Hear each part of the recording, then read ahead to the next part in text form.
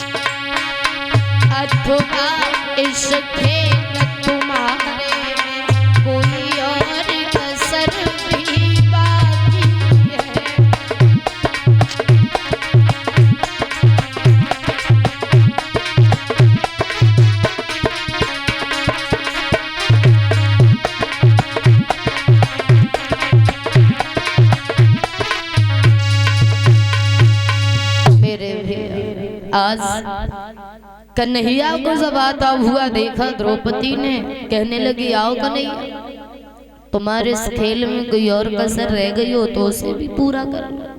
देखो आज एक माँ की गोदी सूनी हो गई। रोने लगी द्रौपदी।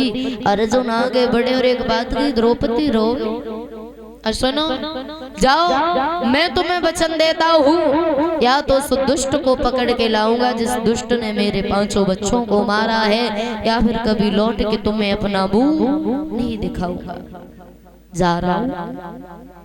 और जैसे कहा आज कृष्ण को साथ में लिया, अर्जुन चले तो क्या देखा, अश्वत्थामा जा रहा था। आवाज लगाई, खड़ा हो गया, पकड़ लिया अर्जुन ने उस अश्वत्थामा को, हाथ को बांधा, पैरों को बांधा और रथ में बिठा लिया, लेकर के जो चले, जाके द्रौपदी के सामने खड़ा कर दिया उसे। और जब द्रौपदी के सामने खड़ा कर दिया, अर्जुन कहने लगे, कहो द्रौपदी इस दुष्ट को मैं कैसी मौत दूं? इसी ने तुम्हारे बच्चों को मारा, यानी हमारे बेटों को मारा है। अगर तुम कहो तो इस दुष्ट का सर धड़ से अलग कर दूं, तुम कहो इसके शरीर के 1000 टुकड़े कर दूं, तुम कहो तो इसे फांसी लगवा दूं, और तुम कहो इसे जिंदा जमीन में दबा दूं। द्रौपदी आगे बढ़ी, आगे बढ़ करके द्रौपदी ने अर्जुन के दोनों हाथ जोड़े और एक बात कही, अर्जुन जो मैं कहूंगी वो मानोगे? अर्जुन बोले बिल्कुल, कहो कैसी मौत दूं मैं से? तो द्रौपदी बोली, सुनो अर्जुन, ना तो तुम इसे जिंदा जमीन में दबाओ, ना इसके शरीर के 1000 टुकड़े करो, ना इसे फांसी लगवाओ, बल्कि तुम इस ब्राह्मण के बच्चे को छोड़ दो। और जैसे कहा तो आज अर्जुन बोले, द्रौपदी तुम पागल तो नहीं हो गई? शायद गलती हो गई हो कहने में। द्रौपदी बोली, ना ना मैंने सही कहा, यही कहा था मैंने, तुम इस ब्राह्मण के बच्चे को छोड़ दो। क्यों अर्जुन? क्योंकि एक बात नहीं जानते, अगर एक रंग से रंगा हुआ कपड़ा होता है, अगर उस रंग के कपड़े को हम साफ करें तो रंग से ही धुले तो वो साफ हो जाएगा क्या?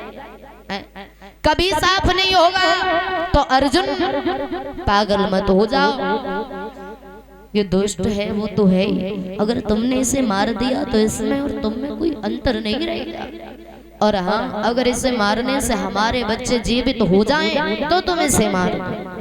अर्जुन बोले द्रौपदी बच्चे तो जीवित नहीं होंगे लेकिन मेरा बदला तो पूरा हो जाएगा।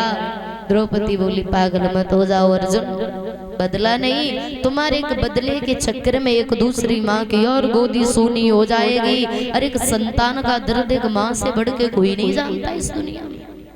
बेशक तुम पिता हो लेकिन तुम्हें भी एहसास नहीं है बच्चों, क्योंकि उस माँ से पूछो जो माँ 9 महीने तक एक बच्चे को अपने गर्भ में रखती है, कितनी पीड़ाओं को सहन करती है। और अगर वो भी बच्चा इस दुनिया को छोड़ के चला जाए तो बड़ा कष्ट होता है। अर्जुन तुम इस बात को कभी नहीं समझ पाओ। अर्जुन बोले द्रौपदी मैं मानता हूँ, लेकिन इस दुष्ट ने मेरे बच्चों को मारा है। द्रौपदी बोली अर्जुन जिस तरीके से मैं अपने बच्चों के लिए रो रही हूँ ना, मुझे पता है आज मुझ पर कैसा दुख है, कैसी विपत है। अगर तुमने इसे मार दिया तो इसकी माँ भी हमारी तरह रोएगी, और मैं नहीं चाहती जो दुख आज मेरे ऊपर है भगवान इस दुनिया में किसी दूसरे को दे। क्योंकि संतान, एक संतान को पालने में कितने कष्ट सहन होते हैं ना। एक माँ एक पिता कितने कष्टों को सहन करते एक बच्चे को पालने के लिए। कुछ समय ऐसा आ जाता है घर में भरपेट भोजन नहीं होता है तो माँ पिता अपने मुंह को बंद कर लेते, अपने बच्चे को खिला देते कि हम भूखे सो जाएंगे, बेटा या बेटी भूखी ना सो। अर्जुन मान जाओ हमारी बात को, मत मारो। रोने लगी द्रौपदी। अर्जुन थोड़ी देर के लिए शांत खड़े हो गए, और जब बच्चों का ख्याल आया तो अर्जुन के मन में फिर क्रोध आ गया। भीम आ गए, बड़े बोले भैया द्रौपदी तो नहीं मारेगी, लाओ इसे मैं मार दूं। बोले ना तुम ना मारो, जो भी सजा देगी वो द्रौपदी ही देगी। मेरे भैया धर्मराज जहाँ पर खड़े थे, अर्जुन धर्मराज के पास में गए और जाके एक बात की, कहो भैया इसे मार दूं या फिर छोड़ दूं। तो धर्मराज ने एक बात कही, अर्जुन ब्राह्मण है, ये जाति से ब्राह्मण है ना। बोले हाँ, अगर ब्राह्मण है चाहे कैसा भी हो, अगर ब्राह्मण है तो उसे कभी मारना नहीं चाहिए। क्यों? ब्राह्मण को मारने से ब्रह्म हत्या लगती है। और सुनो अर्जुन, अगर ब्राह्मण है और बाल हत्यारा है तो उसे कभी छोड़ना भी नहीं चाहिए। है एक ब्राह्मण होकर के एक हत्यारा बनाए, इसे छोड़ना भी नहीं चाहिए, मार दो। और अर्जुन जैसे ही बड़े, धर्मराज फिर बोले अर्जुन ब्राह्मण को कभी मारना नहीं चाहिए। बोले मतलब भैया तुम सोचो अर्जुन, इससे मारो भी नहीं और छोड़ो भी नहीं, तुम्हारा काम तुम ही जानो। अर्जुन को धर्म संकट में डाल दिया, यानी मारो भी नहीं और छोड़ो भी नहीं, तुम्हारा काम तुम ही जानो।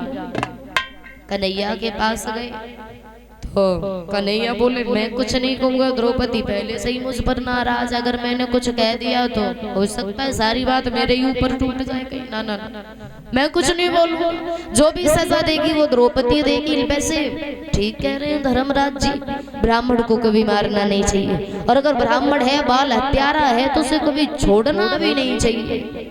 मेरे भैया आज अर्जुन आगे बढ़े, द्रौपदी से बोले द्रौपदी एक बार और पूछ रहा हूँ, बताओ इसे मार दो या फिर छोड़ दो। द्रौपदी बोली सुबह से शाम तक कहलवाओगे ना तो सिर्फ एक ही जवाब दूंगी मैं, तुम इस बच्चे को मारो नहीं बल्कि छोड़ दो। अर्जुन आगे बढ़े, अश्वत्थामा के मस्तिष्क में एक मड़ी थी, उस मड़ी को निकाल लिया और धक्के मार के उस सभा से बाहर निकाल दिया, चला जाए यहाँ से, ये काली सूरत कभी दोबारा हमें मत दिखाना। और अगर भैया इज्जत वाला होगा तो इतने में ही मर जाएगा। चला गया अश्वत्थामा, लेकिन चैन फिर भी नहीं पड़ा उस अश्वत्थामा को। उस अश्वत्थामा ने एक ऐसा बाढ़ छोड़ा जो गर्भवती महिलाओं को कष्ट पहुंचाने लगा। अभिमन्यु की पत्नी थी जिसका नाम था उत्तरा, उत्तरा गर्भ से थी। आज उत्तरा का गर्भबाल जब जलने लगा, रोने लगी, चिल्लाने लगी, तब तक कृष्ण पहुंच गए। उत्तरा ने दोनों हाथ जोड़े, एक बात कही, मामा तुम हमारे प्राणों